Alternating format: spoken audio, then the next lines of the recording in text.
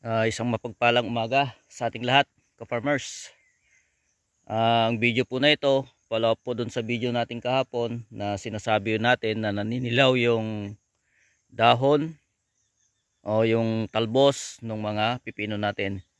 At sinabi natin kahapon na kinabukasan magbibideo tayo at ipapakita natin yung magiging resulta at gawa kahapon nung sobrang init lang nung panahon kaya naninilaw siguro. At sinabi ko rin kahapon na ipapakita ko sa inyo yung kalagayan pagka umusbong na yung talbos na ito.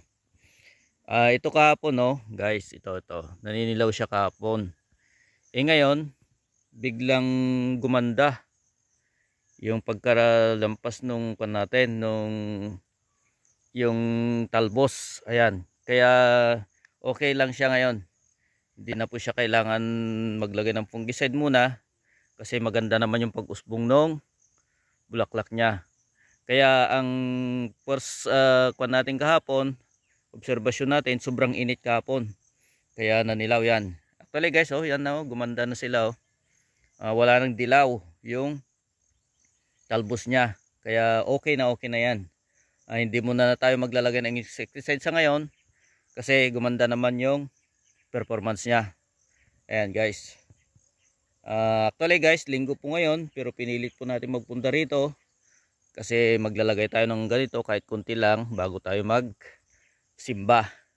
At panahon ng Diyos ngayon, kailangan din natin pumunta sa simbahan para magpasalamat yung mga bagay-bagay po na binibigay sa atin. Kagaya na lang yung lakas ng katawan para makapagtrabaho at magampanan po yung mga responsibilidad natin sa pamilya man o doon sa barangay o kaya sa dito sa bayan. Guys, oh, yan, oh, ulitin ko ipapakita, oh, napakaganda po yung usbong niya.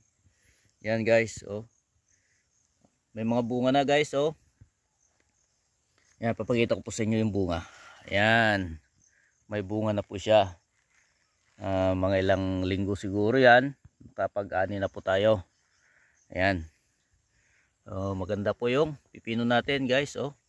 Yan, may mga bunga na siya. Yan. Okay.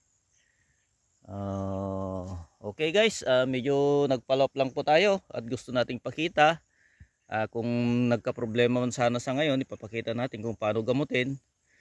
Kaso medyo masaya tayo at wala tayong problema sa mga pananim natin. Ang problema na lang natin sa kasalukuyan ngayon ay yung paano natin matatapos yung pagbabalag natin kasi hanggang sa ngayon hindi pa po natapos-tapos kasi medyo maluwang-luwang po ito.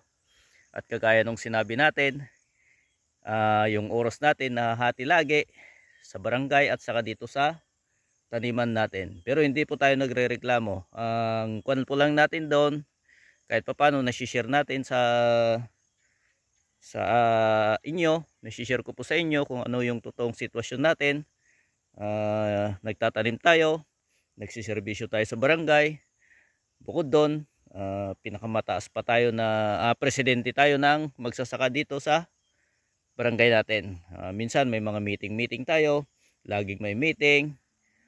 Bukod doon, lagi pa tayong tinatawag sa school, nagjo-duty pa yung mga tanod natin doon. Marami, basta marami.